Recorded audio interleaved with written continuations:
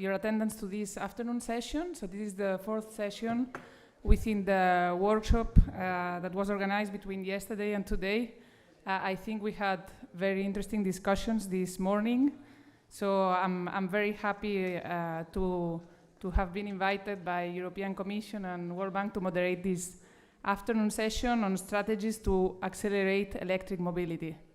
My name is Yvette Camos. I work for the European Investment Bank, and I will be moderating in English, but again, we have translation services, so feel free to talk in the language you feel most comfortable.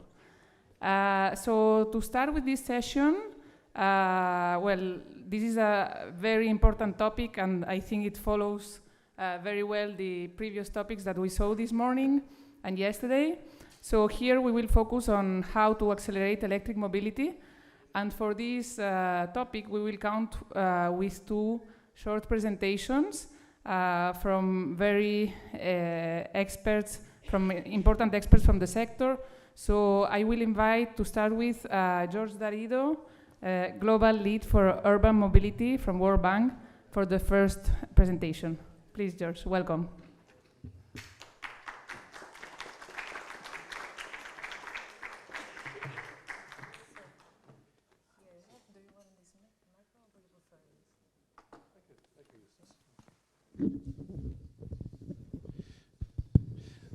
Thank you, Gibet, and thank you again for this invitation, this opportunity to present the World Bank's experience with accelerating electric mobility. My name is Jorge Darido. I'm a global lead for urban mobility for the World Bank, based in Washington, D.C. And what I'd like to do first is talk a little bit, spend just a minute here talking about the World Bank, which, as you know, is a development bank, and we have quite an active portfolio focused in urban transportation. Our overall portfolio actually is about $36 billion US, and about more than 20% is in urban transportation. I've also highlighted here on the pie chart on the right what is in Africa and what is in Latin America to give you a sense of our activities. What I'm going to be focused on, of course, is e-mobility. And what I can say is the World Bank has been involved in more than 40 lending and advisory projects so far with an electric mobility component. And it's a growing part of our business, and I will explain why, and why it's important for development. Also want to explain here that another very important part of our business, of course, is public transportation, is why we're here in Barcelona, enjoying this wonderful time here, this conference with UITP. In Africa alone, the World Bank is involved in more than a dozen bus rapid transit projects in sub-Saharan Africa. And on the right, of course, you have heard already the Dakar BRT project, which will be the first 100% electric BRT in Africa. I know we'll have a distinguished panel and speakers who will be able to talk more about it. But for us, it's a very important project for many reasons. One of them, because it's an electric fleet, but also it's a super important mass transit project for a growing city that will serve something in the range of 300,000 daily passengers and reduce something in the range of 67,000 tons of CO2 per year.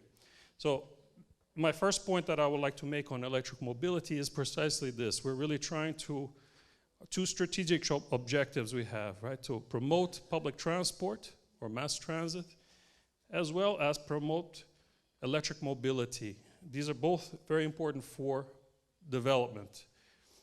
So this is my first point I would like to make and highlight one of the publications from the World Bank recently published late last year, called The Economics of Electric Vehicles for Passenger Transportation. You can actually download this you just put in Google the title of the presentation. I'll have a QR code at the end that'll take you directly to the link. This is an important publication because it addresses this question: why is e-mobility important for developing countries, right? We know that it can be expensive. We know that the transition is not easy. But we also know that there are many advantages, and it's a trend that's going to continue. We know that it's important because of emissions, both greenhouse gas emissions as well as local air pollution. We know that it's also important for increasing accessibility and availability of services, including last mile connectivity. It may be also useful for supply chain opportunities to develop a new industry in a country. And so this report addresses this why, when, where, and how question. And I'm going to be talking I'm just giving you a little excerpt of this report, but I really hope that you can download it and look at it later. One of the key questions it addresses is, should countries prioritize electrification of certain vehicle categories? And if so, why? So the vehicle categories here, we're looking at not just passenger cars, which are here labeled as four-wheelers, you'll see here on the graph on the left, but also 2- and 3-wheelers, so motorcycles, smaller vehicles with 3 wheels, as well as buses. And the evidence from the report, which includes about 20 countries from the emerging or developing world, you see them listed there at the bottom, is that electric mobility, particularly for buses and 2- and 3-wheelers, is already economically very advantageous. Now, the conditions are different in each country, and the report goes into much more detail, but I think this is one takeaway from the report, that it's already economically feasible, it's already financially possible, and the other big conclusion of the report is that electrifying one bus, and you see here the graph on the right, brings the externality benefits that are equivalent to 30 times that of one car. So the conclusion is the focus of public investment, the focus of public policy should be on electrifying public transport, as well as 2- and 3-wheelers if they're particularly important in a city or country first, right? Rather than subsidizing passenger cars, the focus of public policy should be to subsidize or promote what we would call these electric buses or electric 2- and 3-wheelers, right? These are important, of course, because buses are long mileage, they're high intensity, high occupancy vehicles. The 2- and 3-wheelers are usually unaffordable. Where they're prevalent, they're an existing service, existing habit. It's an important industry in the local economy. And so we would call these important entry points for e-mobility in many, many places. The other point I would like to make here, this is another publication by the World Bank recently, looking at clean technology options for buses, so at a pre-feasibility stage. The choice to invest in electric buses, of course, it's all the rage currently, right? There's a lot of hype around electric buses, but of course it depends a lot on the local conditions. So this report really tries to address what are the important conditions that make this kind of investment in electric buses possible.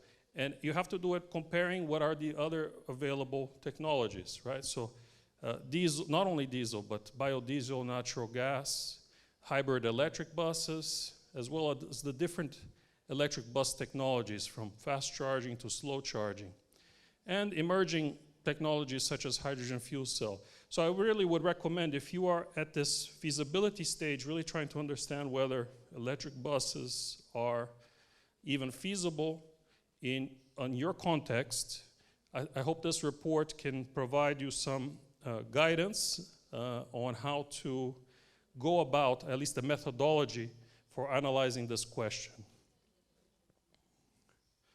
These are some of the data that's part of this report. Is actually also published separately as a report called Green Your Bus Ride, with a focus on Latin American cities. And this feasibility analysis talks a lot about total cost of ownership, which is a very important indicator when you're looking at e-bus feasibility, or clean bus technologies in general, right? So what does that mean, total cost of ownership? It's not only the capital investment, but the operations, maintenance, the fuel costs, the taxation involved in all these vehicles, so that you can compare apples to apples, no? As we say in English. These are 4 examples from 4 Latin American cities: Mexico City, Buenos Aires, São Paulo, and Santiago de Chile. What you see here, and I know it's a little bit blurry, are the different bus technologies broken down by these different components of cost. And what you'll notice is that the battery electric bus technologies, which are the ones on the right side of each of these graphs, is already competitive, sometimes even cheaper under a total cost of ownership in these places. And this is why you're seeing in a place like Santiago de Chile quite a big investment already in e-buses, as well as these other cities. I think that everybody's looking at this very carefully. So some takeaways from the publications that I mentioned here that I think are important for the discussion today. First, the upfront costs for e-buses are still quite high. I mean, they are, no one can deny it. It's still more expensive to buy an electric bus than a conventional bus. Sometimes it's 2 times or even 3 times more expensive. So that's the CapEx. However, operating costs are lower, and they will continue to be lower. Of course, it depends on the fuel costs, but the technology itself is quite efficient. The upfront costs continue to fall, particularly of batteries, and so we believe that it will be even more competitive in the future with other conventional technologies. So the question really is about how to finance these vehicles in the long term by leveraging the savings that you may be able to get from the reduced operating costs. So there's a financial question in there. Third point here is the infrastructure. It's obvious that you cannot just buy an electric vehicle and put it into operations. You have to think about the charging infrastructure, and I believe the next speaker will also talk a lot about this, so I'm not going to go into a great length. But some countries may be already in a good position to invest in this infrastructure. Others may not be. The electrical grid may need a lot of investment, and so this is an important factor. Fourth point is local manufacturing and building capacity. It's obvious that any sort of transition like this, you can create a lot of jobs, and you can also put a lot of pressure in existing job markets, right? Imagine the mechanics that are used to working on diesel buses. What is going to happen to them? So this needs to be an important consideration in any kind of transition plan. Fifth point about regulatory environment, tax credits, subsidies. Very important to consider what will happen to those, because as we know, in many countries, a lot of tax receipts come from fuels. And if you're switching from diesel gasoline to electric, there will be a fiscal impact, right? And sixth point here, as I mentioned at the beginning, the financial problem. There are many different mechanisms or models to address this. I will only touch a little bit here about what you could consider the different business models to make this work. But there's a lot more work on this, actually published by the World Bank, that you can refer to. So here, just to try to summarize a little bit on the technical side, what we see comparing electric buses, the total cost of ownership is what you see here.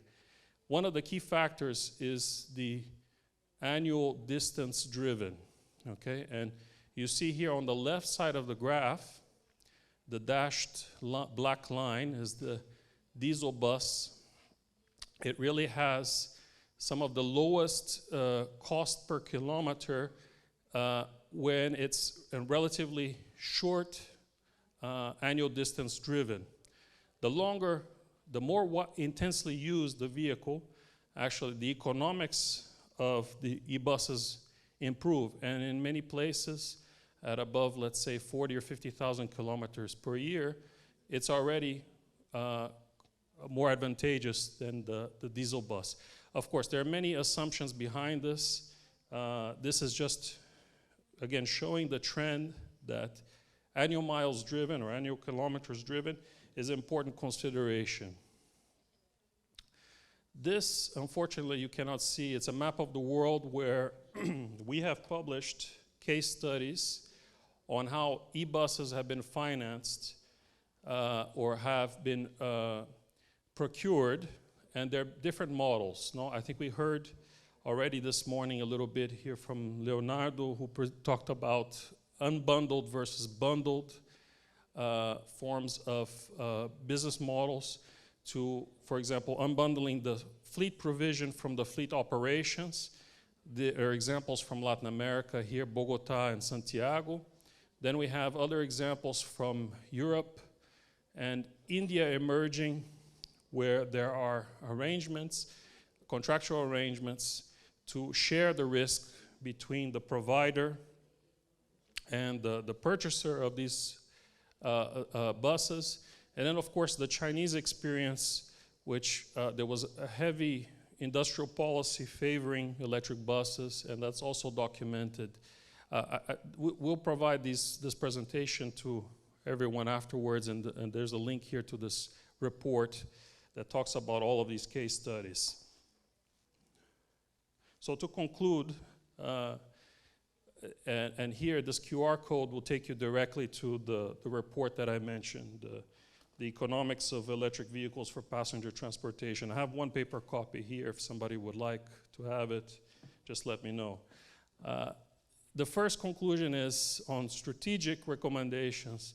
First, of course, e-mobility needs to be part of a national strategy. It cannot be implemented as a local strategy, isolated from other investments that are needed in sustainable mobility. Second, the economic case needs to be evaluated based on local conditions.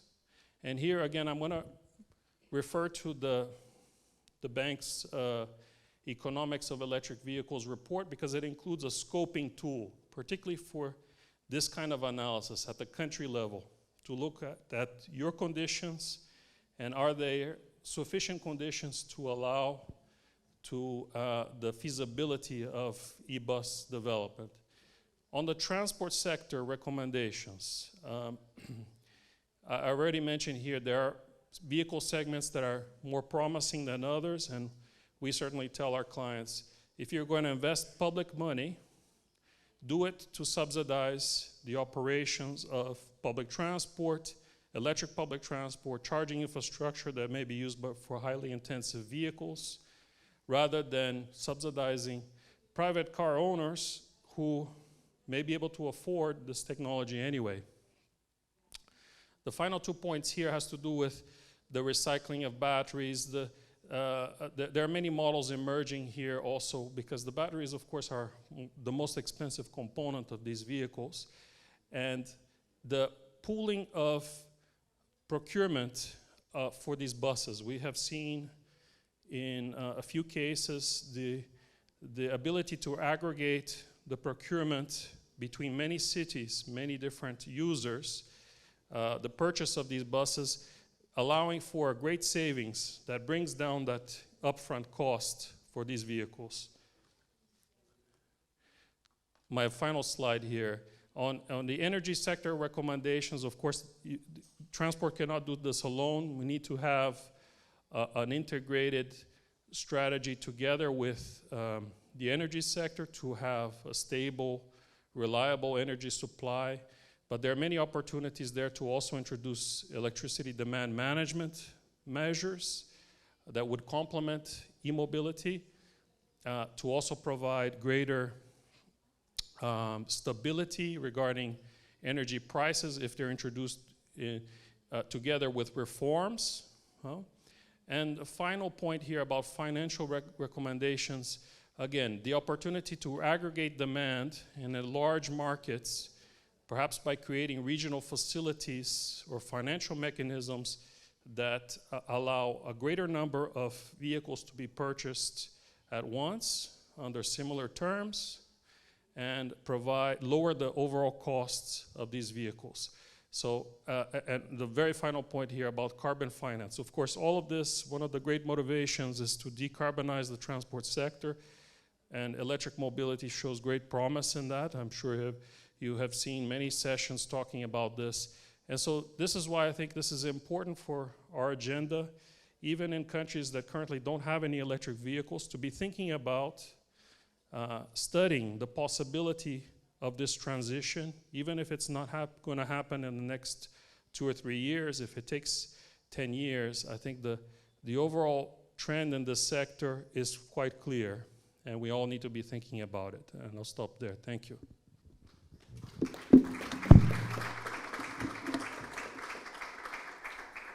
Thank you very much, George, and please join us for the discussion later on. So now I will invite Professor Miquel Estrada. He's a professor here at the Civil Engineering School from Barcelona, which is hosting us today. And he has a focus on public transportation and electromobility. Thank you, Miquel. Thank you. First of all, I would like to thank the organizers, the World Bank and the European Commission for inviting me here today. I will give you an overview about the strategies and electrical charging schemes, in bus systems. So most of the important points have been already covered by the previous panelists and speakers, and I would like to bridge or to link these comments and their impacts on electrification. So we are going to cover these 5 major points. First of all, the market penetration and the different penetration rates in different countries, the performance and cost of electric vehicles or buses, the barriers and opportunities that we can identify for zero emissions buses, and finally, I would like to review 2 important flagship projects led by the UITP. So everybody knows, the importance of mass transit when we are dealing with this tendency that the population is concentrating in cities. So we need efficient transportation services, and the bus plays a really important role, in this provision, providing accessibility. Nevertheless, we have to deal with one challenge. And the challenge is that the majority of bus systems is still powered by fuel, generating local emissions, worsening the air quality and contributing to the global warming. So we have to pave the way for this transition, for this energy transition, in order to promote the implementation of battery electric buses or zero emission buses. The question is that right now we have multiple technologies and powertrains, in order to provide a solution to this energy transition challenge. And the idea is to identify which is the technology most suitable for each city. So generally speaking, in the world there are more than 10 million of buses and coaches, and just in the 2018, just the 2% of this fleet, global fleet, was powered by electric batteries. So we have to address this world challenge, and to increase the penetration rate of these vehicles and fleets. So right now, the last year, just 4.5% of the total bus sales were based on battery electric buses. And this penetration rate depends on the continent and the countries. We have seen here, okay, that for instance, in China, okay, the penetration rate is just around 18%. Okay, the tendency in Europe is to increase, as well as Europe and United States, but there are many questions to be solved in order to extend, to spread the implementation and deployment of battery electric buses. Here we have one of, for instance, the constraints, okay? In the world there are more than 300, okay, prototypes or vehicles, okay, available vehicles, but the commercialization of these vehicles in the different countries is significantly different, okay? In the last years, we have increased the range of the vehicles, okay, and the powertrains have been diversified, so we have a wide spectrum of powertrains, and the idea is to spread these technologies, these powertrains around the world, okay? As you can see here, the vast majority, okay, of implementations in 2022 were in China, okay, and before some implementations in Europe, but of short range. And the idea is to increase both range and number of implementations. Nevertheless, in order to address this challenge, we have to analyze the potential performance of the battery electric buses. So this is one picture, okay, that I introduced just to generate some debate, okay? So the deployment of a battery electric bus system is not as easy as you can see here, okay? It's not to mix, okay, a battery pack with a vehicle body. It's more than that. Indeed, the charging facilities and charging schemes are the cornerstones of the electric bus systems, okay? It's not only to deploy vehicles, it's to prepare the electric grid in order to accommodate these vehicles. Right now, we have 3 main charging schemes, okay? Probably the most suitable, okay, and easy to operate is the one based on the bus garage, okay, during overnight periods.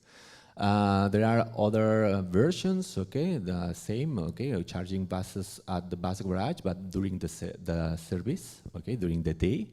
For instance, this is the technology and the solution for Eindhoven. In Barcelona, we have both overnight and the next one, okay, opportunity charging. So when we don't have enough range to cover or to operate the bus during 14, 16 hours per day, we must go to this, or we must deploy this technology, opportunity charging. And in this charging scheme, we need the involvement of city councils, energy providers, in order to install and deploy public chargers, okay, on street. And another solution that is capturing the attention in different cities is this one, okay? With ultra capacitors, okay, we can charge vehicles on street with regular stops, okay? So this technology has a range around 20 to 40 kilometers. So it needs regular charging operations to operate, but these charging operations last less than 15 seconds, okay, to be completed. The lessons to be learned here is the battery capacity of a single bus should be tailored for each charging scheme. So when we introduce electric vehicles, okay, on the operation, we are going to lose flexibility. So we have to plan, we have to conceive the vehicle and the battery pack for the route that this vehicle is going to be operated. Of course, there are other technologies, interesting, induction charging, okay? Well, we have several experiences, but it's not a solution that has been completely spread in many cities. Battery swapping for motorbikes, even vehicles can be a solution, but for buses, okay, for heavy vehicles, it's not a generalized solution. And for me, one of the most important parameters that explain the difficulties to spread vehicles, okay, electric vehicles, are this, okay? The specific energy and the specific power. The specific energy is related to the range of the vehicles, the amount of energy that can be stored in the batteries, and the specific power is related to the charging time, okay? So the tendency is to increase both attributes, both parameters, in order to deploy, okay, efficient, fast charging and vehicles that are able to operate during more than 15 hours per day. Well, in this slide, I would like to summarize some general, okay, purchasing cost, okay, in Europe for the different technologies that we have. So standard bus, okay, here you have the comparison acquisition cost of an electric, 500,000, hybrid, 350, and diesel, 250,000 euros, okay? For longer buses, okay, articulated buses, the costs are really increased. So the idea is to identify the most suitable technology for each route, okay? So you have to compare the different charging schemes, okay, at the terminals, two chargers concentrated in both terminals, or in intermediate stops, or even in the bus garage, okay? So that is, for instance, the solution for Eindhoven. In Barcelona, we have hybrid solutions. So the idea is that you have to prepare, you have to allocate cost. First of all, you have to calculate how many buses, electric buses, you are going to need to operate, to keep the service. You have to plan how many chargers are you going to install or deploy in the city or in the bus garage. You need a completely new schedule of vehicles and timetables, because the operations will change and will make the system to vary, okay, in terms of charging schemes and charging times, and you have to allocate money, okay, in order to address the investment costs, okay, and the capex of the system, okay. So this figure is just for Barcelona, okay, but the operational costs incurred by public transportation operators when deploying BEVs, okay, BEV is battery electric buses, are 10% higher than hybrid counterparts, okay, so you have to be prepared for that, okay, because in some implementations, even if the operation cost could be lower due to the energy consumption, the capex, okay, are more important, and you have to be prepared for that. Another point to be aware is the plans, okay, the different plans and targets, okay, in order to keep or to reach a zero-emission public bus sales or public bus stock, okay. So different countries, here we have some representatives, okay, of these countries, have put different targets, okay, for the deployment of buses. The question is that purchasing one bus may entail 2 years, okay, when you prepare the tender. The question is that in order to charge these buses, you will need more time, okay, and you have to be your electric grid prepared in order to accommodate and in order to provide service. So for me, in this slide, I would like to summarize, okay, the most important constraints and weaknesses, okay, the current scenario that prevent the implementation of electric vehicles. First of all, in terms of governance, okay, in several implementations, in several cities, there is a lack of a transit agency, one public body that will take decisions on behalf of the bus fleet in the city, okay? The other panelists have commented, okay, the fragmentation of stakeholders, of companies in cities, so we have to think globally, okay, for the whole city and prepare the city. Another important question is the technology. We have seen the limitation and the limited number of providers, technological providers, in order to provide and to provide a solution, okay, that will be suitable for each city. Another question is the energy consumption, okay? The energy consumption in Barcelona is really different, okay, from the north of Europe. So in warm countries, we have to take into account that the 30% of energy consumption will be due to auxiliary consumption, air conditioning. So we have to be prepared and to install added battery capacity in the vehicles. Another point is economics. Well, we have been commented this, but we have to move from fuel subsidies to service subsidies. In many countries, for instance, in Ecuador, in Bolivia, bus operators are benefited from fuel subsidies. So in this new paradigm, we have to change these subsidies with incentives, with subsidies for service, in order to reduce the operating costs of operators. And finally, we have to be prepared, okay? The electric grid is not prepared, so we have to plan for the different projects, okay, in order to feed the vehicles with the proper energy in order to run the system. Well, not everything are bad news. There are a lot of opportunities, okay? In big cities, there are different public stakeholders, private stakeholders, and the support of institutions, worldwide institutions, World Bank, that can cooperate in order to deploy the funds, okay, and deploy the technology. Another question to be aware is the conceptualization and development of electric models for midi and mini buses, okay? So local areas can develop new designs, okay, new tailored services in order to deploy local made technologies for operating these routes.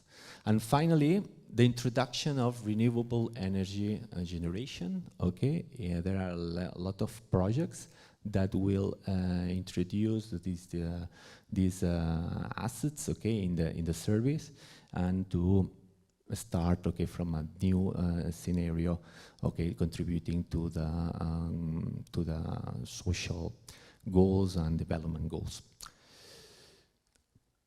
And Europe has to learn from several implementations in Africa and America. For instance, the Uberization, okay, in Quito and in several countries, in cities in the South America, we have seen the Uberization many years before, okay, the implementation of Uber. So in Quito, for instance, they had this more than 4,000 executive taxis, okay? People really like, okay, a good service with minimal quality, so they request that the service should be provided at the proper quality.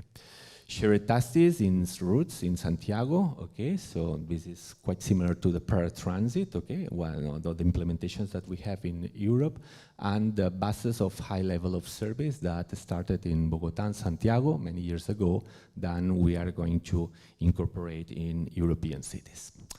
Well, to finalize my speech, I would like to share with you two important projects, okay? First of all, the ZEUS, Zero Emissions Bus Systems, led by the UITP, okay, in 2013.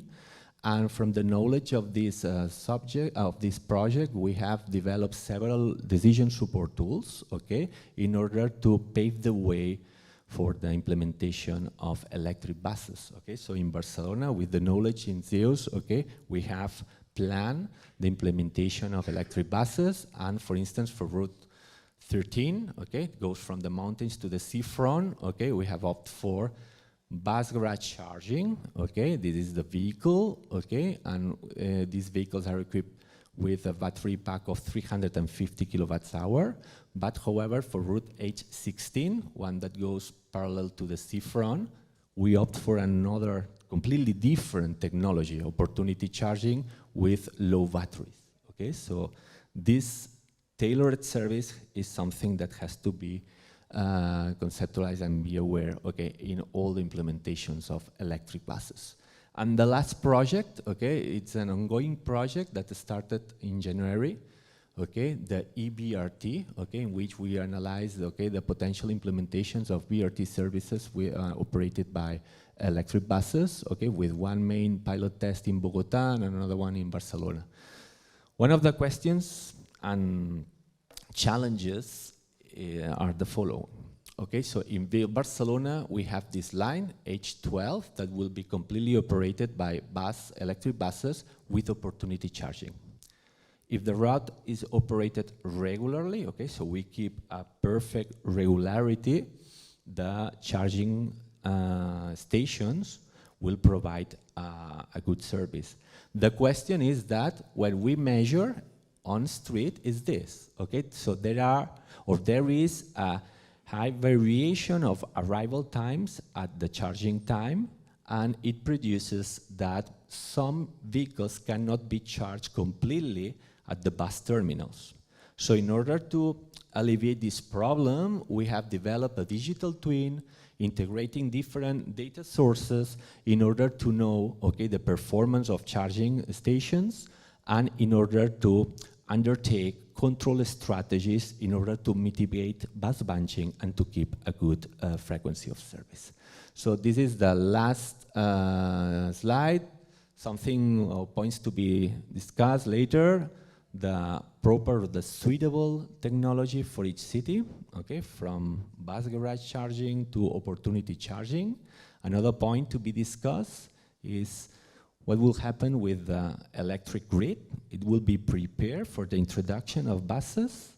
And finally, the last point to be commented are the subsidies. How can we help cities, bus operators, PTOs, PTAs, in order to allocate the sufficient funds, okay, to allow this implementation of battery electric buses. That's all from my side. Thank you.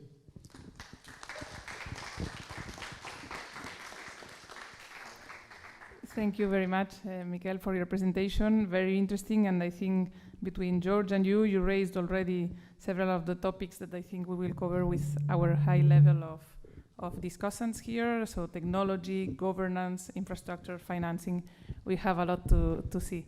So let me invite our discussants now to the stage. I will first introduce you to Pablo Menoni, who is already here sitting next to me. So Pablo comes from Uruguay, from Montevideo, and he's the director of transportation of the public municipality in Montevideo. Let me continue with Latin America also. Let me invite to the stage to Paola Tapia. So welcome, Paola. Thanks for joining us. Paola is the director of the Public Transport Authority in Santiago de Chile. So she comes from Chile. Let me now turn to our African colleagues, because we are also very honored to have here with us today Nabil Belabed. So Nabil comes from Morocco, Casablanca, and he is the managing director of the Casablanca Transport Authority. Thank you, Nabil, for joining us today. And last but not least, let me welcome on stage Tierno O. So Tierno comes from Dakar. He's the director of the CETUD in Senegal. Welcome, Tierno. Thanks for joining us. So to start with the discussion, we have here 4 different geographies represented and 4 different cities. And what we saw also, we started seeing with the 2 presentations that we had before the discussion, is that also depending on the city and on the shape of each city, the challenges we face might be different, but there are some common points. So I would like to start asking each of the panelists here to explain us the current situation in their city, and I would like to ask you also to be brief, to stick to 5 minutes, even if we could stay here for hours, because I think it is to give context of which cities are represented here around the table, and so that then we move on also to the challenges also we face ahead to keep promoting strategies for e-mobility in those cities. So I will turn to Pablo, please, if you want to start and tell us about Montevideo and what is the current status of electric mobility in Montevideo. Thank you. Thank you, Yvette. First of all, I want to thank you for your kind invitation. It is an honor for me and for my city to be here with you, telling you about our short experience in electrical mobility. In very brief, we only have 30 electrical buses over a total of 1,500 buses, and we have 120 electrical taxis in a total of 3,000 taxis.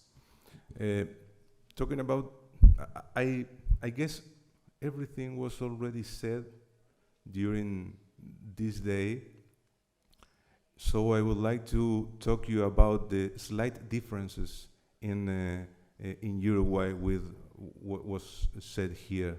First of all, Miguel, congratulations for your presentation, but let me tell you that you are paying too much for an electrical bus. Maybe all you Europeans are paying too much for an electrical buses. In Uruguay, they cost $350,000 US dollars, and you said maybe 500,000, okay? So this is the first slight difference. And for a diesel bus, we are paying 150,000 US dollars. Okay, thank you. And the way we introduced those 30 electrical buses was quite easy. The national government put the difference between an electrical unit and a diesel unit. That's it, okay? No need any bank, any financial tools, just it. But that was in the past. That was in 2019 and 2020. We have a different party ruling our country, and unfortunately, this way of introducing electrical buses is done because the national government now, the party that is ruling our country, simply doesn't put the funds in order to go ahead with more the introduction of more electrical buses. So we, as a local government, as the city government, decided to take the leadership in this, and we are doing exactly the same that was done by the national government in a small, maybe,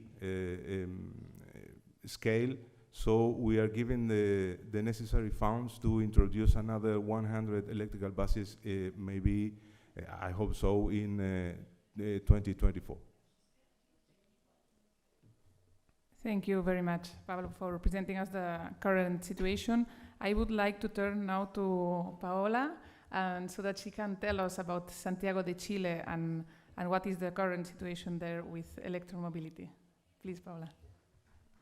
Bueno, muchas gracias por la invitación. Mi nombre es Paola Tapia, soy directora de Transporte Público en Santiago y exministra de Transportes de Chile. Y les quiero comentar que nuestra historia, ¿no me escucha bien? Ahí sí, puede ser que también la interprete. Que nuestra historia en Chile comenzó el año 2017, fecha en la cual llevamos más bien a Santiago los primeros buses eléctricos. Eso ocurrió ya casi 6 años. Y desde esos 6 años hasta ahora, evidentemente, solo podemos tener comentarios positivos. Primero, de lo que ha sido una política que nos ha aunado más allá de las posiciones distintas de los gobiernos que las han asumido. Y creo que eso es valioso. A diferencia de lo que ocurre en Uruguay, nosotros tuvimos continuidad de la política de electromovilidad, porque le dimos un contexto. No fue una compra de buses aislada, sino una estrategia de electromovilidad con perspectiva de futuro en la que nos comprometimos en definitiva al 2040 a tener el 100% de los buses eléctricos. Y hoy con mucho orgullo veíamos las presentaciones anteriores en que somos claramente un referente, cuando en esa época, además yo siendo la primera mujer ministra de Transporte, no recibí una, sino miles de críticas por jugarnos por electromovilidad. Nos decían que no iban a tener autonomía, que se iban a quemar, que era una locura implementar electromovilidad en el último país del mundo. Pero hoy día el tiempo nos ha dado la razón y por lo tanto podemos contar con mucha alegría, no solo que los buses nos salen más baratos que en Europa y en Uruguay, sino que también esos buses han permitido llegar hoy día a una cifra que está cercana a los 2.000 buses eléctricos. Somos la ciudad fuera de China que tiene más buses eléctricos y esperamos también seguir la huella de los buses a hidrógeno, porque claramente sabemos que no nos podemos enamorar de una sola tecnología, sino que tenemos que darle distintas alternativas a los usuarios y usuarias. Y un último dato. El sistema de transporte de Chile ha sido complejo, no ha sido fácil implementar los cambios. Nos valoran más desde afuera que desde dentro, eso suele pasar, ¿verdad? Nadie es profeta en su tierra y eso se aplica completamente a nosotros.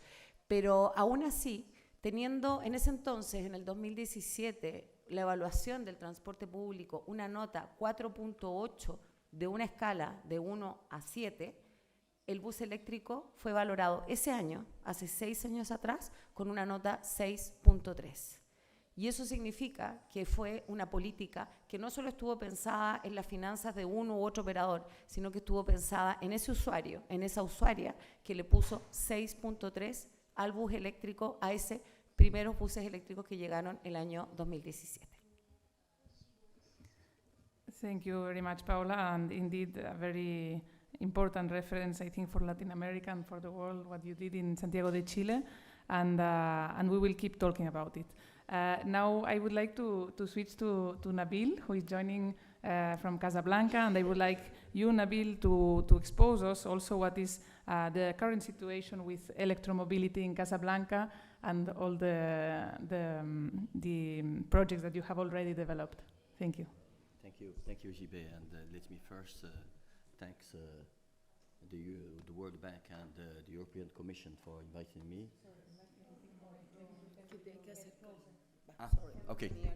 Okay, sorry. So let me first thank the World Bank and the European Commission for inviting me and giving me the opportunity to share with the assistants what we are doing in Casablanca. I will say first that Casablanca was one of the first cities in Morocco to benefit from an urban mobility plan. It was designed and developed between 2003 and 2007 and defined the main guidelines of a public transport based on a transport on a right-of-way, on a single right-of-way, and focused on tram lines and beside and complementarily bus line and BRT lines. So in Casablanca, electromobility is now based first on trams.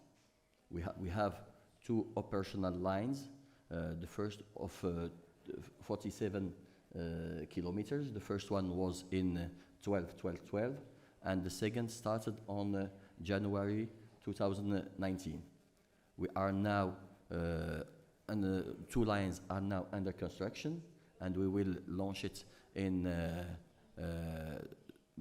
April 24. And we are now working very hard to make operational the 2 BRT lines in next July.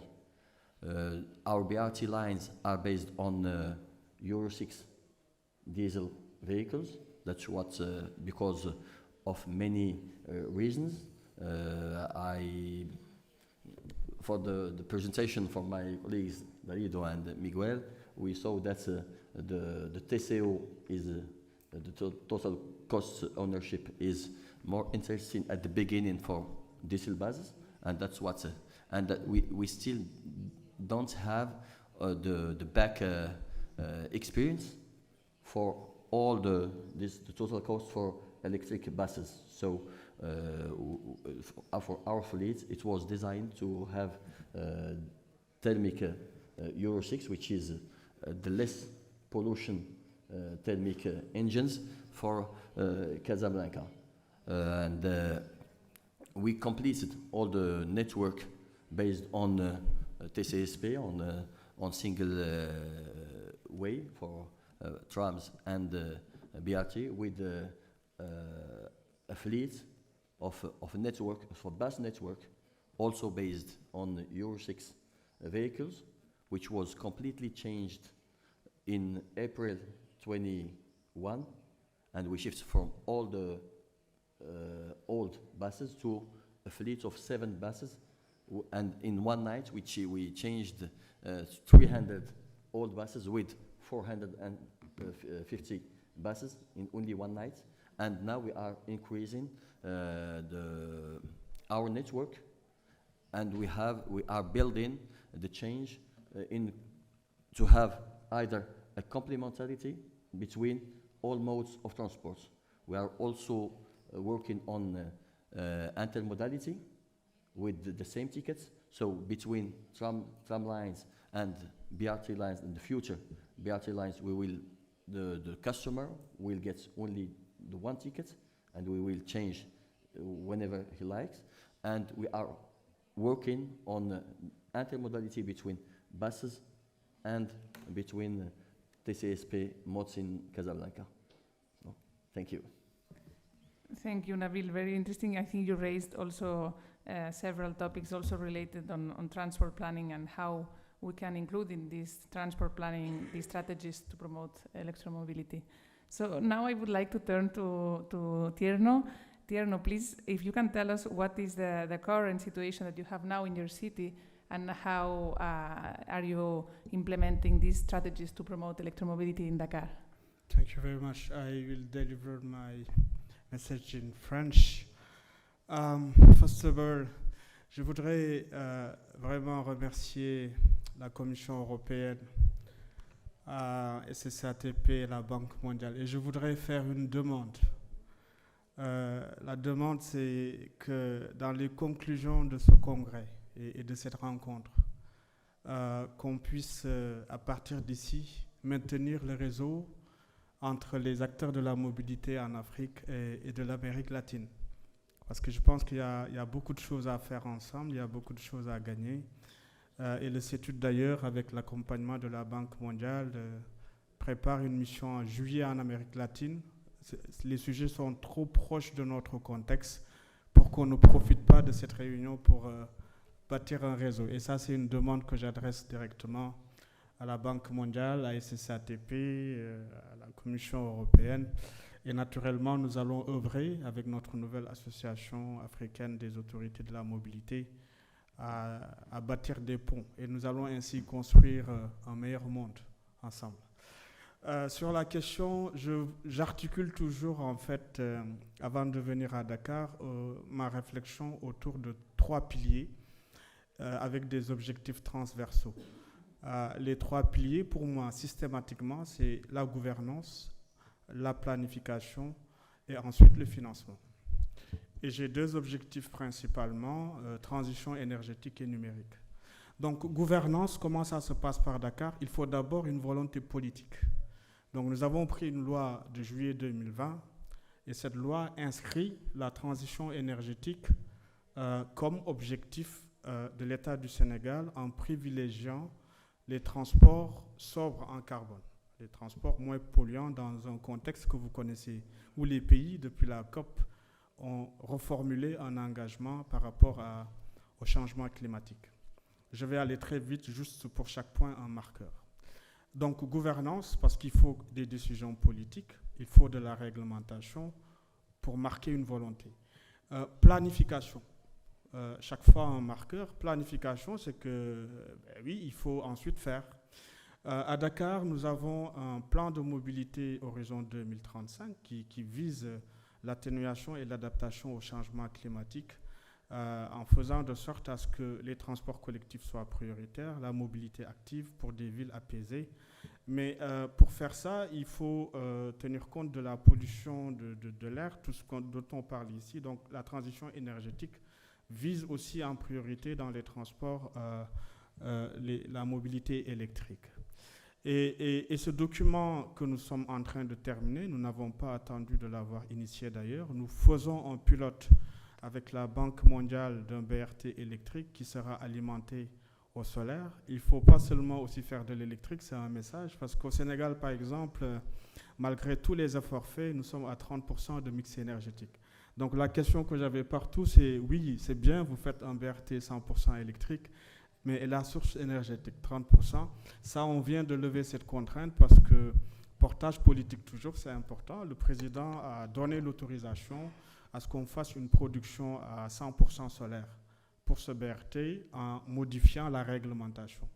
Donc, le plan, c'est important et ce plan, nous l'avons pris en charge à travers une étude sérieuse restituée au niveau régional pour dire quelle est notre stratégie de transition énergétique des transports avec des échéances plus précises en disant que ce serait vers 2026 pour ce qui s'agit de la flotte de bus à Dakar. Naturellement, la question du CAPEX est là, elle est très importante et il faut arriver à équilibrer les objectifs environnementaux, économiques et sociaux. Donc, nous avons un plan qui traduit une stratégie de mobilité et au niveau supérieur, nous avons poussé à ce que la stratégie de transition énergétique au Sénégal tienne en compte les transports. Je pense que ça a été rappelé à la fois par la Banque mondiale et le professeur. Financement, toujours un seul marqueur. Le BRT de Dakar est le projet de restructuration du réseau à venir qui est inscrit dans le Global Gateway pour 400 bus gaz, pilotes électriques aussi que nous n'évoquions pas, mais sachant que la deuxième phase, j'ai la conviction que ça peut être 100% électrique. On ne peut pas le faire sans poser la question, je termine par là, du CAPEX et de l'OPEX. Ça a été dit, c'est 3 fois plus cher, à 2,5 fois le CAPEX. Et les OPEX, les coûts d'opération, n'atteignent l'équilibre que sous certaines conditions. Donc ce que nous avons fait, marqué par de toute façon les boucles itératives entre gouvernance, planification et financement, c'est de marquer dans la loi la possibilité d'exonérer systématiquement les modes de transport propres. Donc il a fallu que l'État fasse l'exonération et les facilités fiscales et douanières pour l'acquisition de ces BRT-là électriques. Nous allons faire de même pour le projet de restructuration du réseau. Et ces exonérations sont nécessaires pour avoir en fait une exploitation équilibrée, d'autant plus que, je termine par là, au Sénégal, notre référentiel est de mettre à profit les projets de partenariat public-privé. Ça veut dire que nous cherchons toujours, y compris pour le BRT, à recruter des opérateurs privés qui prennent en charge l'investissement, les coûts liés à l'investissement, à l'exploitation et à la maintenance. Donc tout le risque est en général transféré, mais à ce moment, l'État doit amener des solutions de financement innovantes. Et donc j'ai dit en transversal, transition énergétique et numérique, je n'ai pas besoin de revenir dessus. C'est le cœur de ces sujets-là de transition énergétique et numérique qui permettent en fait de répondre à nos enjeux de changement climatique avec une mobilité propre et inclusive. Voilà là où nous en sommes, mais une réelle détermination accompagnée par l'État du Sénégal sur ces facilités en termes de financement pour que nous introduisions à Dakar un réseau multimodal, intégré, propre, qui contienne la croissance automobile, sachant que pendant qu'on parle, 30% seulement des déplacements sont motorisés et se réalisent essentiellement en transport public, mais il faut relever la qualité de ce transport. Voilà, pour le moment, je m'arrête là. Merci. Merci, Tierno. Thank you very much. So we will start also now with the questions to each of you.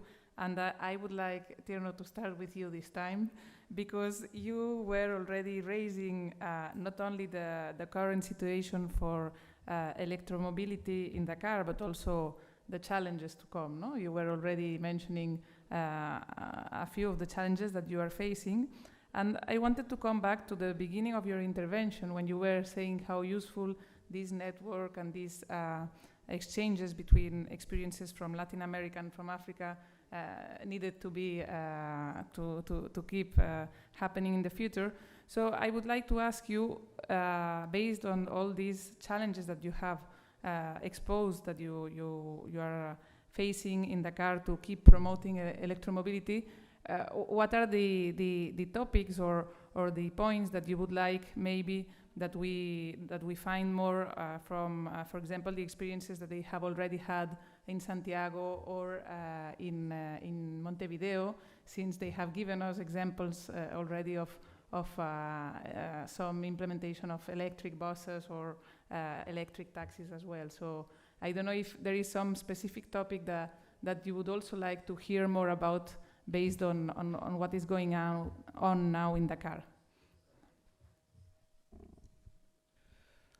Je pense que, et merci pour la question, je vais prendre juste 2 points qui me paraissent importants à approfondir avec l'expérience en Amérique latine qui est très riche, notamment sur les BRT et la transformation du secteur artisanal. Je cite la transformation du secteur artisanal parce que c'est là aussi où il y a le plus grand défi. Si je devais être court, je ne prendrais d'ailleurs que ce point. Nous avons beaucoup à faire ensemble.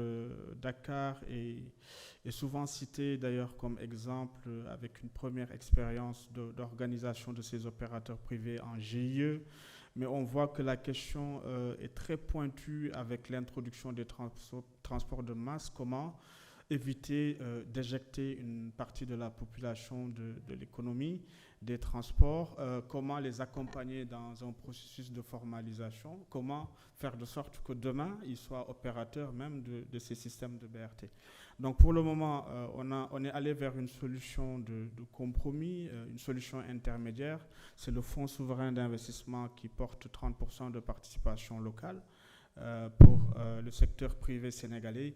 Mais je pense qu'il y a beaucoup à faire avec l'Amérique latine qui doit être à un 3e, voire 4e pour certains cycles de vie de BRT avec des modèles différents. Je suis beaucoup intéressé à Santiago de Chile où les gens commencent même à mettre les dépôts en composantes, à externaliser la partie maintenance de batterie. Ça devient très très fin et c'est important pour nous de voir comment vous faites tout ça avec le secteur privé local, parce que le transport de masse peut aussi mettre au chômage beaucoup de personnes. Et la deuxième partie de la question, c'est aussi dans les premiers cycles de vie, de fin de vie des BRT, en termes de batteries à recycler ou simplement de véhicules à mettre hors service, quels sont les bilans en fait de ces premiers BRT en termes de coût total de possession, de stratégie de rétrofit par exemple, ou voilà, un bilan à la fois économique, social, financier et environnemental. Voilà les 2 thématiques sur lesquelles j'aurais concentré mon propos, à la fois sur l'intégration du secteur artisanal et le bilan des premiers BRT en termes de cycle de vie. Et vous-même d'ailleurs, quelles sont vos projections et comment vous ferez les BRT à venir? Les 3 points. J'en rajoute un 3e. Merci. Merci, Tierno. Thank you. So it's good because you're making my life easy. So I will turn now to Paola and ask Paola if you could help us also with your experience in Santiago de Chile to clarify some of these points that Tierno was mentioning. So he mentioned how do we include the current operators that they have, for example, now in Dakar, or what is your experience, let's say in Santiago, to include them in this whole energy transition, introducing electric mobility. And then also he was asking about the cost when the first replacements come and the life cycle of these buses. So can you illustrate us a little bit with your experience and so that we can also take advantage of that? Sí, anoté como 3 cosas: política, baterías y proyectos. A ver, desde el punto de vista de la política, porque sin duda todo el tema de la transición entre y digámoslo con todas sus letras, digamos, entre la informalidad, nosotros en Chile llamamos incluso el transporte pirata, no autorizado muchas veces, o a veces contando con una autorización, pero con una atomización tremenda, como la que teníamos en Chile en el año 98, en que teníamos del orden de más de 330 empresas, asociaciones que se agrupaban informalmente sin contratos de trabajo para los conductores, con una inseguridad en la siniestralidad de tránsito brutal. Nosotros, solo un tramo de la Alameda, de la principal avenida de nuestra capital, se estuvo reparando y solo en un verano murieron 10 personas por las puertas abiertas de los buses. Entonces, esa precariedad de incluso la tecnología de los buses, que no permitía el cierre automatizado de las puertas cuando el bus comenzaba a andar, sin duda son temas que golpean súper fuerte en el planteamiento de la mirada general.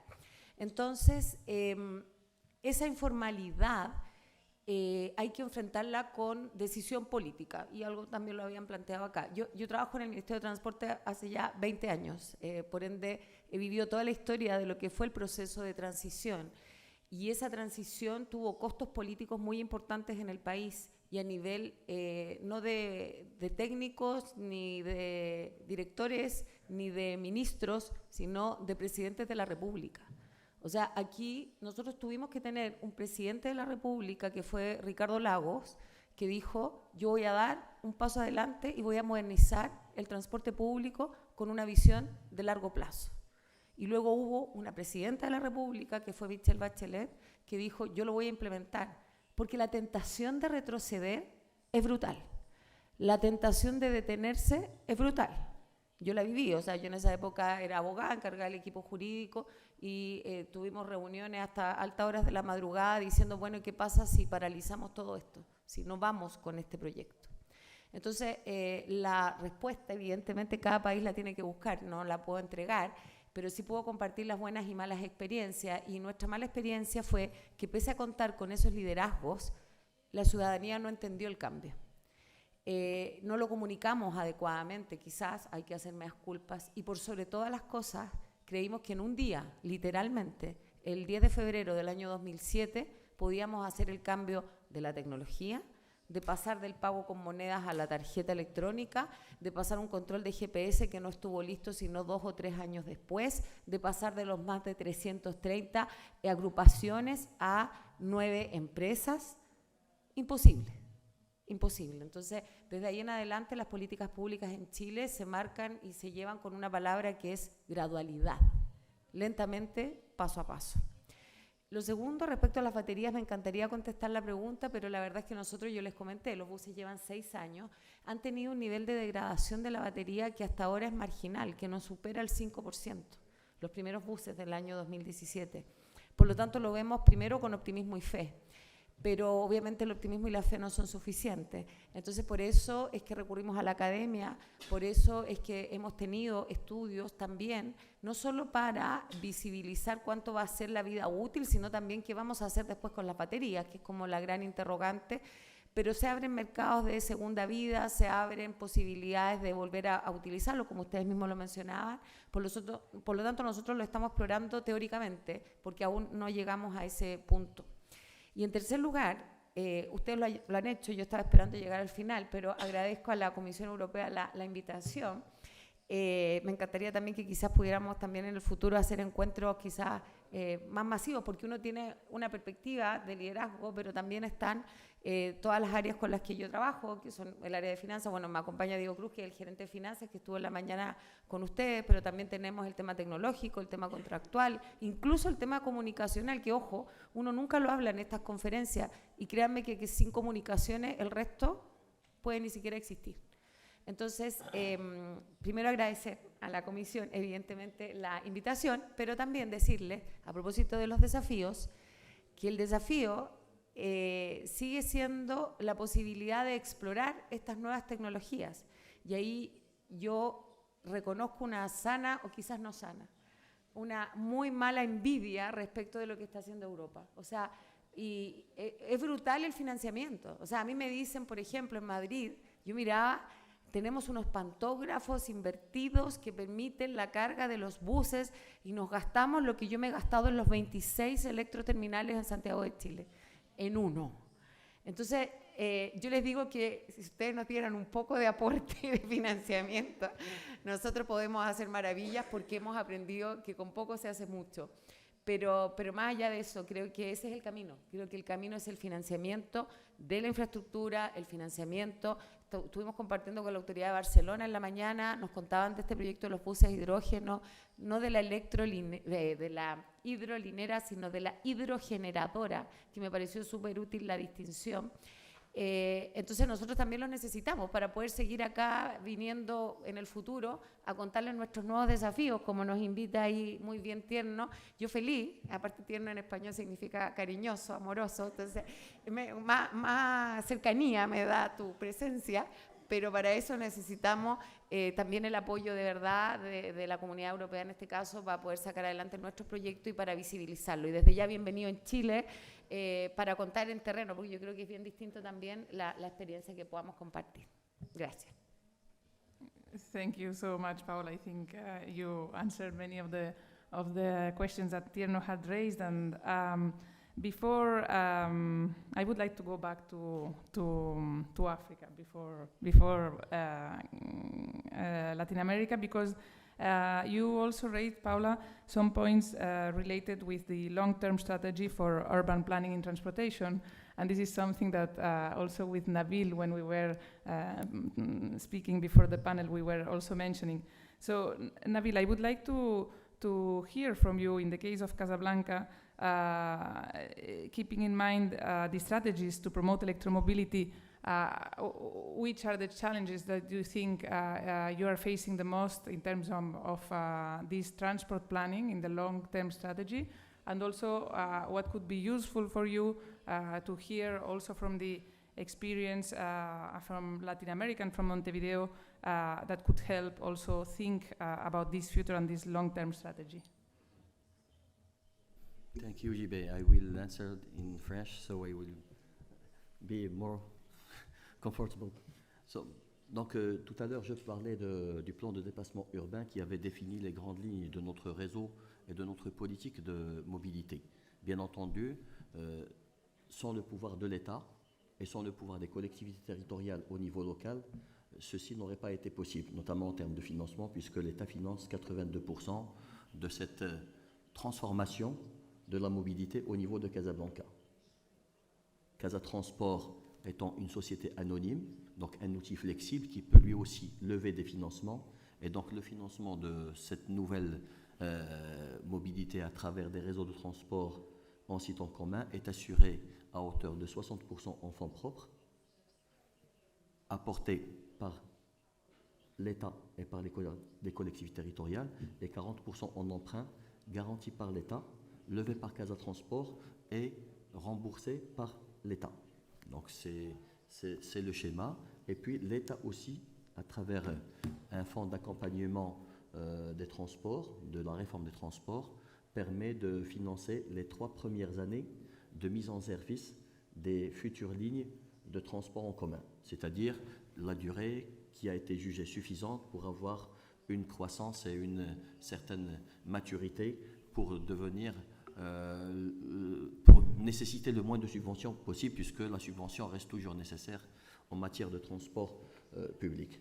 Donc aujourd'hui, par rapport à la question de planification, nous sommes, avec ce que nous construisons aujourd'hui, à la fois en rattrapage de ce qui aurait dû être fait depuis des années et en anticipation, pas toutes les anticipations, sur des besoins en devenir. Mais ceci étant, la plus grosse problématique demeure de comment concilier l'étalement urbain, les nouveaux projets de développement urbain, les nouvelles centralités urbaines, les nouvelles villes qui gravitent autour de Casablanca, et le besoin de desservir ces populations à un coût raisonnable. Et donc aujourd'hui, il faudrait qu'il y ait, d'un point de vue légal et réglementaire, une corrélation forte entre plan de déplacement urbain, politique de mobilité et politique d'urbanisme. Nous n'en avons pas encore pour l'instant.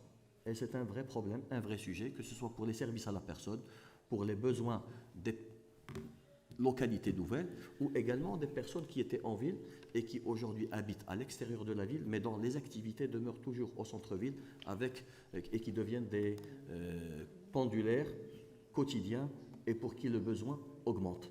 Et donc c'est toute cette politique qu'il faut aujourd'hui faire face.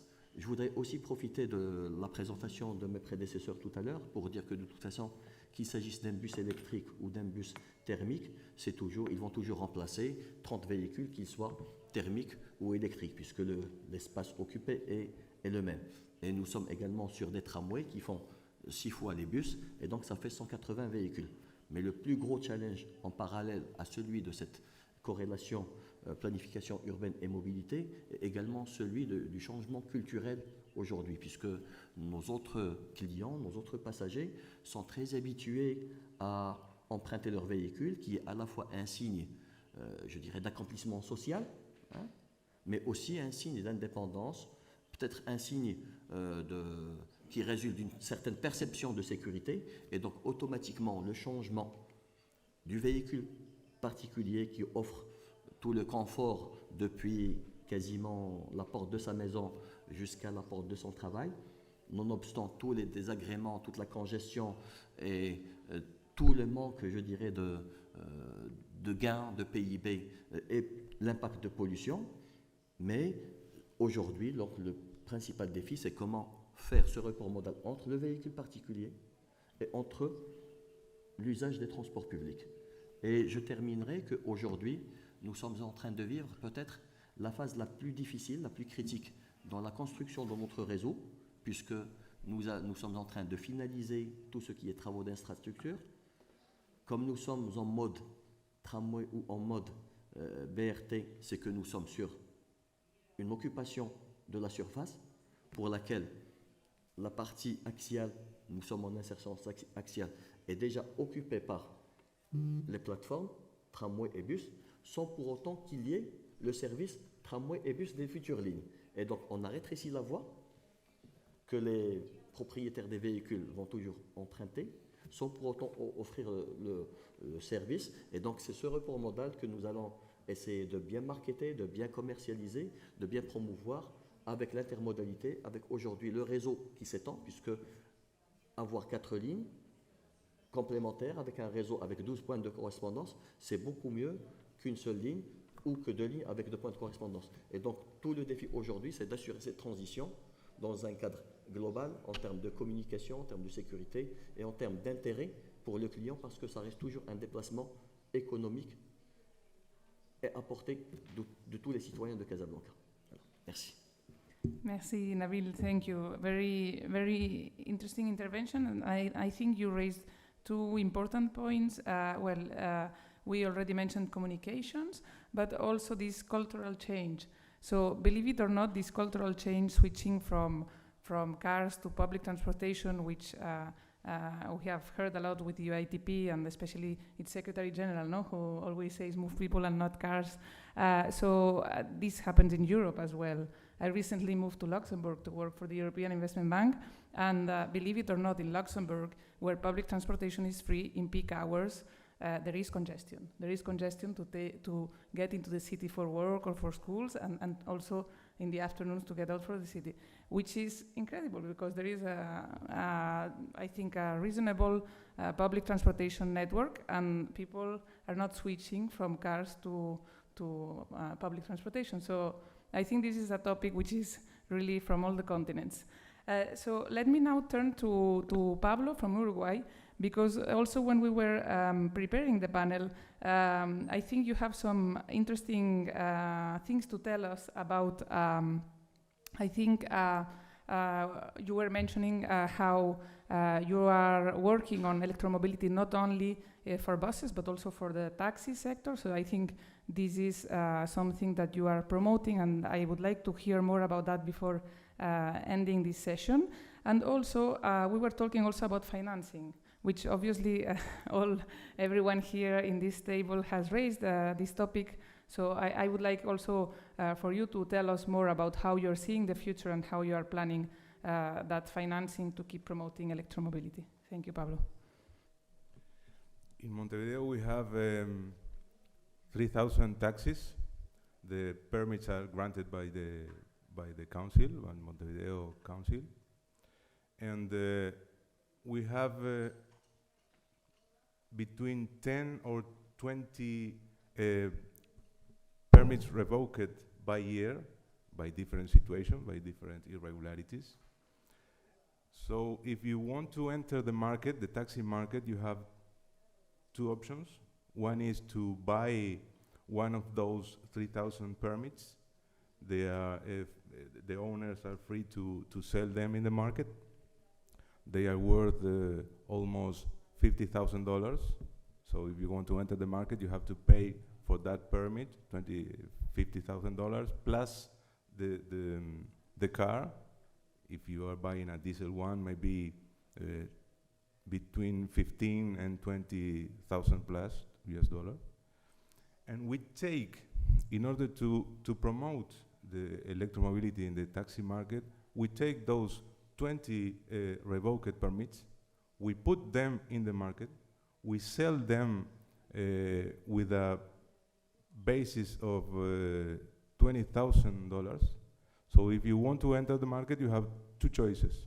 The first, I already explained, and this one, you pay us, to Montevideo City Council, the $20,000 plus the new car.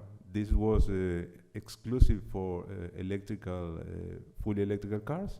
So we could sell all these 20 permits, and we get $400,000.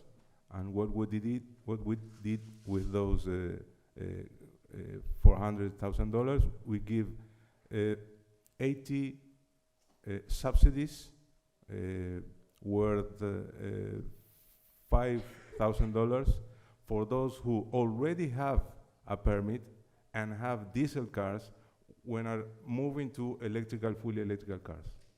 So we hope to have, at the end of this year, 100 plus electrical taxis.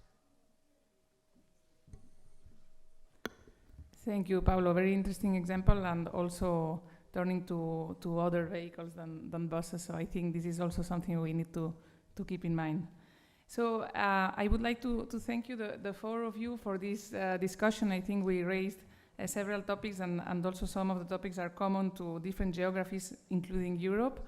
And we are running out of time, but maybe if there is some question, I see already one hand raised at the back. If we can take one or two questions.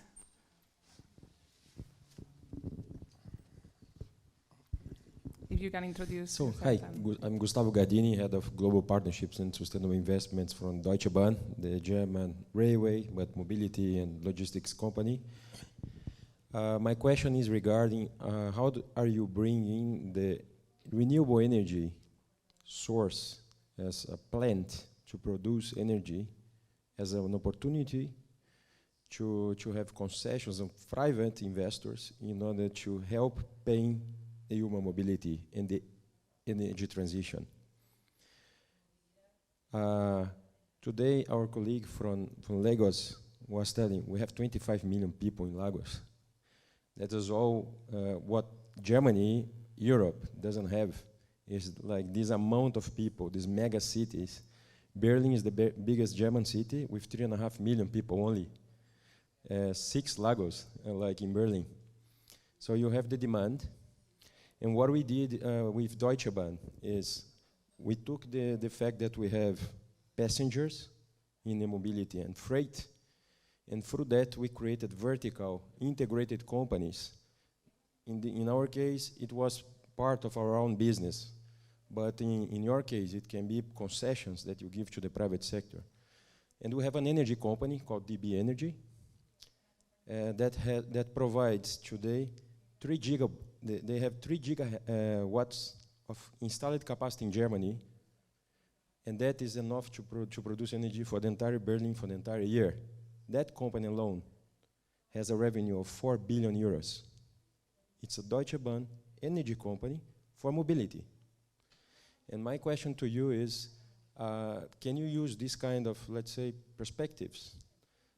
Because when the fossil fuels are out and you have to face with the paradigm or the challenge of financing your public transport, you need to have then also creative ideas. How can you use what you have as a public officers? You have the perspective to concede public service. That was the subject of my presentation in the UITP. Anybody who wants, I can share also my presentation to you on this perspective, how we are using that in Germany, but how are we helping clients and governments to bring, because investors are looking for opportunities like that. Thank you. Thank you, Gustavo. I don't know if any of you wants to react to this comment. Please, Pablo. To your first question, in Uruguay, energy supply, energy distribution is not an issue. I am here with the company now. Right now, we have 97% of renewable sources. But if you want to produce, we already have the framework in order to do so. My question is not that, as you are from the public authority, you as a public authority, when you have to transform from 30 buses and increase your e-buses fleet in your energy transition, you can drive also a concession with the Minister of Energy of Uruguay that has clean energy and say, we are going to open new concessions for the public or private sector, but we want this fund to flow to the public sector because we are creating the demand. We can sign contracts for you, then when we increase, you help us to pay because we are giving you the demand. Our demand is for our electrified like railway network, but we have a lot from our buildings, stations. We have a lot from the fleet of buses we have in Europe, 40,000 buses. That is our fleet in Europe. Germany has the biggest fleet in the entire Europe of buses. And we are transforming also to electric ones.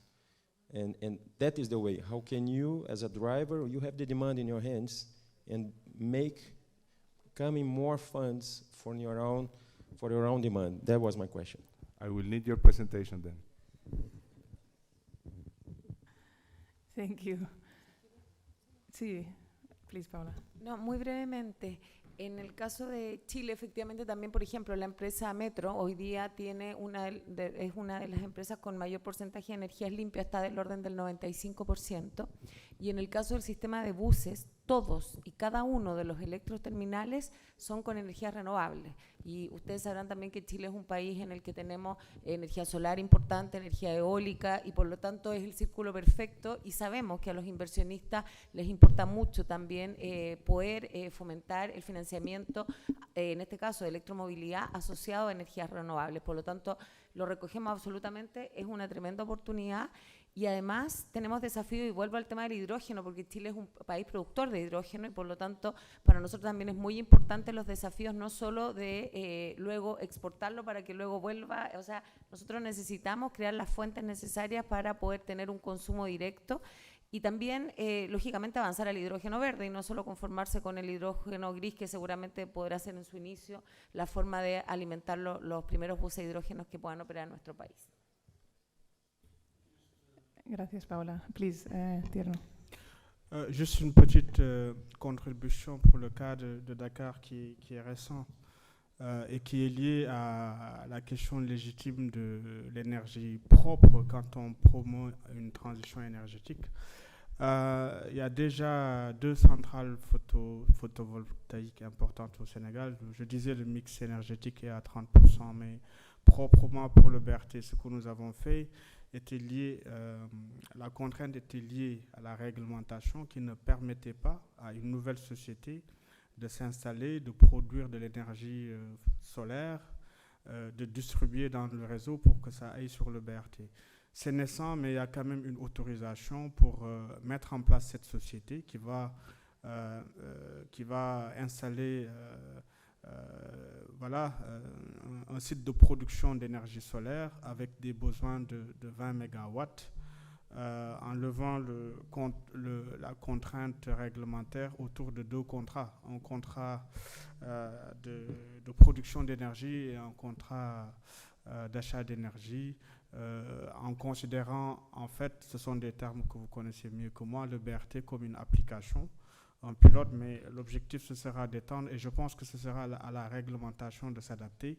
Et ces choses-là, plus tard, il me semble que c'est la trajectoire qui va être donnée. Plus tard, ce sera par des appels d'offres plus larges auxquels des entreprises spécialisées compétissent en allant chercher des banques pour le financement. Donc voilà, là on a un cas concret d'un pilote où il y a une autorisation pour créer une société de projet qui fera 2 contrats pour la production de 20 MWh avec une capacité de stockage. Voilà. Thank you, Tierno.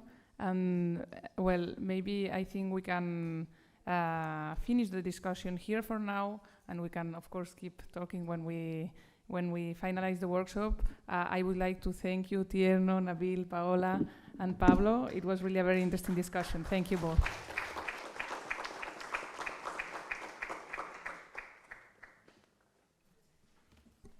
And now I would like to ask Sergio Liete, head of the Unit of Sustainable Transport and Urban Development of the European Commission, to join us and do the closure.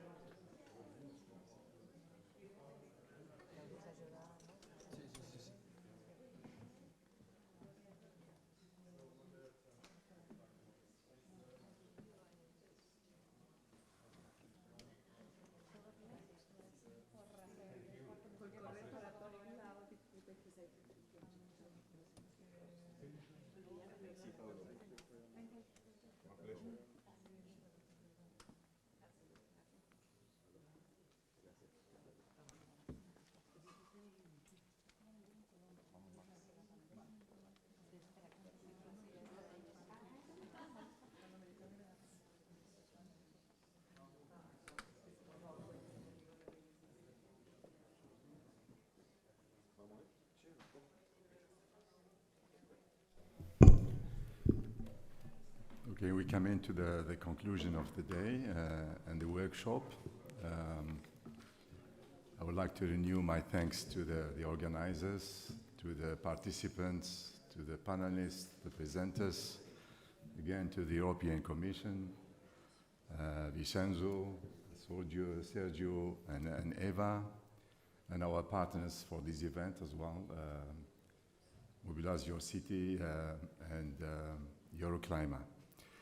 Just a few takeaways from my side through the session that we had yesterday and the 3 sessions that we had so far.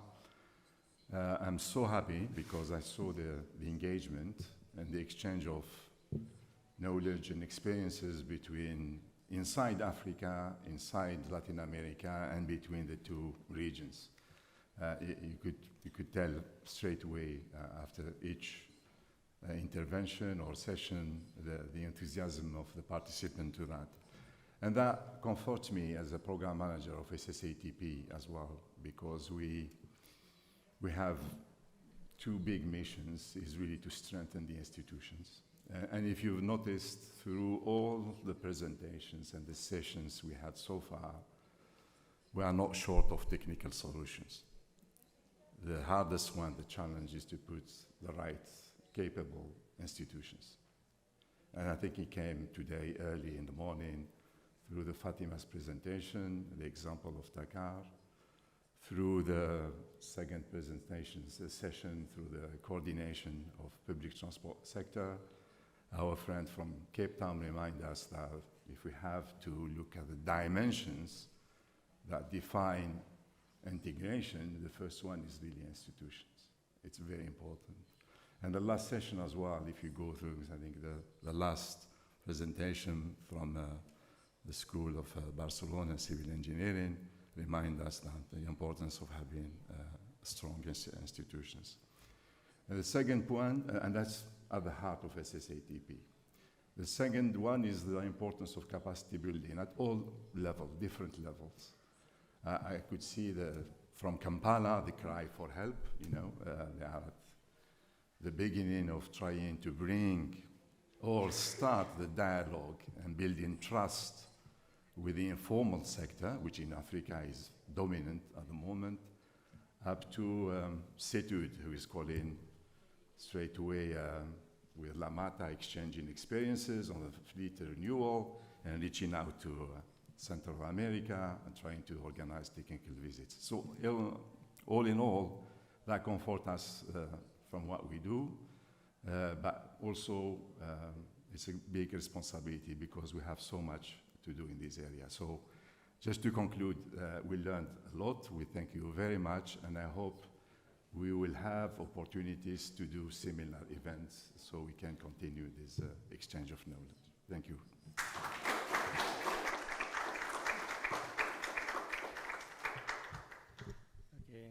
Thank you, Mustafa. For my closing remarks, I was looking for Gustavo because I think he would have done it much better than me because his intervention were so concise and straight to the point. But I also have some takeaways from what we have discussed in these 2 days. I have 3 takeaways on the substance and 1 takeaway on the form. Perhaps, well, these are my own takeaways, but if they can help for the conclusions of this workshop, I would be happy also to send them in writing. The first thing I think is a point that has been repeated several times, but I would like to insist on this, is that the expenditure in public transport is an investment, not a cost for the society. Perhaps this upfront, it needs a lot of capital, but in terms of in the long term for the society, for the health of the population, conditions of life, for climate change, in general, for a better living in the world, public transport is really a very good investment, and as public sector, we need to support this when the projects are not bankable, because the returns are only in the long term. And this is something, that's an idea that has been repeated several times. The second point on the substance is that it has been also said about the ecosystem, that we need, even if the focus perhaps a little bit of our discussions, and I think the reason also is because of the UITP summit is very much focused about selling buses from the private sector, but we need to look at the ecosystem of these buses. We have to see beyond the renewal of the fleets, and I think the speakers have raised several issues: land, the land tenure, the land problem, the industrialization, the creation of jobs, the salaries, vocational training, the institutional setup, that we discussed yesterday, the energy mix that we were just discussing, the financial models that we discussed also this morning.